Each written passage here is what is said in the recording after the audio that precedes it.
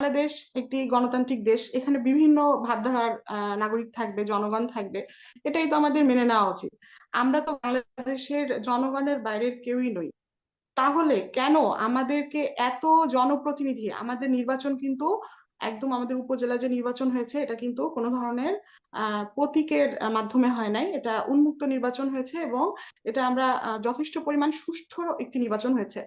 সেই নির্বাচনে আমরা নির্বাচিত জনপ্রতিনিধি আমাদেরকে কেন কোনো ধরনের আম, আহ, গণ অধ্যাদেশ বলেন বা যেটাই বলেন, কোনো ধরনের আইনের তোয়াক্কা না করে আমাদেরকে বহিষ্কার করে দিয়েছেন। উনি উনি কোন ক্ষমতার বলে আমাদেরকে বহিষ্কার করলেন? উনি উনি বাংলাদেশের কে? আমার প্রশ্ন যে ডক্টর মোহাম্মদ ইউনূস বাংলাদেশের কে, যে উনি আমাদেরকে বহিষ্কার করে দিলেন? আমরা তো জনগণের ভোটে জনপ্রতিনিধি হয়েছি, কিন্তু উনি কার ভোটে আজকে এখানে এসেছে? এটা আমার ওনার কাছে প্রশ্ন। আমরা কি এদেশের নাগরিক নই? আমরা কি এদেশের সন্তান নই, যে উনি আমাদেরকে হঠাৎ করে এসে উনি আমাদেরকে বহিষ্কার করে দিলেন? আমরা জনগণের জনপ্রতিনিধি, আমরা জনগণের লিগাল ভোটে আজকে এখানে এসেছি, উনি আমাদেরকে কিভাবে বহিষ্কার করে দিতে পারলেন? এটা হচ্ছে আমার প্রশ্ন ওনার কাছে।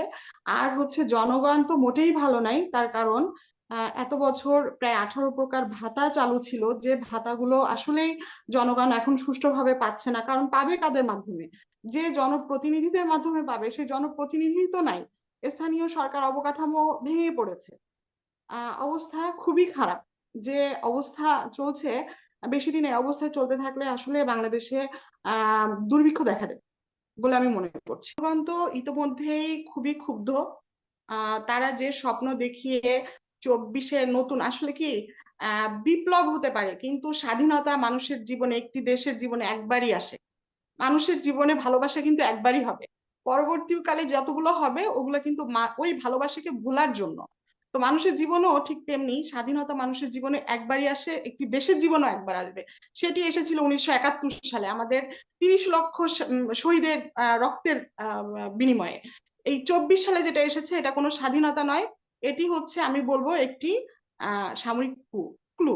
এটা দিয়ে ক্ষমতায় এসে তারা বলতে যাচ্ছে যাতে আমরা ভালো আছি কিনা। আমরা কিভাবে ভালো থাকবো? আমরা তো ভালো নাই, বাংলাদেশ ভালো নাই, বাংলাদেশের জনগণ ভালো নাই, আমরা কেউই ভালো নাই।